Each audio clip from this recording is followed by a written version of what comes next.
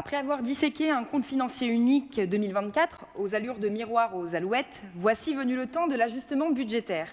Un budget supplémentaire qui porte bien mal son nom, tant il s'apparente à une réécriture intégrale du budget primitif adopté en décembre dernier. Avec plus de 700 millions d'euros en mouvement, on ne parle plus de simple ajustement, mais bien d'un budget bis, porté par une avalanche de crédits nouveaux, de reprises et de virements. Cette situation découle directement des choix politiques que vous avez effectués lors des dernières élections, en vous retirant au profit de l'extrême gauche. Ce positionnement a engendré une instabilité tant parlementaire que gouvernementale, nourrissant ainsi un climat d'incertitude et de fragilité. Quand le supplément devient plus lourd que le plat principal, c'est que la recette a raté quelque part. Ce recours massif au budget supplémentaire trahit une anticipation défaillante, les sous-budgétisations sont manifestes, les crédits initiaux trop serrés, les équilibres initiaux désormais caducs. On y découvre 15 millions d'euros pour les Jeux Olympiques 2030, injectés sans que cette Assemblée n'ait été réellement consultée sur les enjeux territoriaux, les contreparties ou la stratégie à long terme.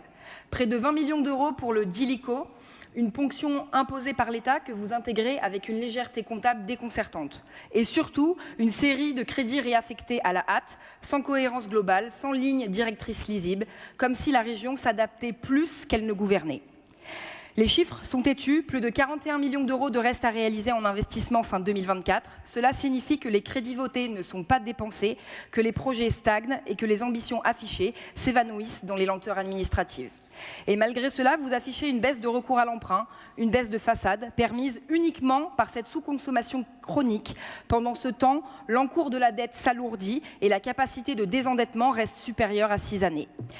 Permettez-moi de conclure par ces mots de Georges Bernanos qui résonnent particulièrement bien ici. Le monde est plein de gens qui ne sont rien d'autre que ce qu'ils paraissent être. Vous paraissez gestionnaire. Ce budget, lui, révèle surtout des hésitations et des artifices.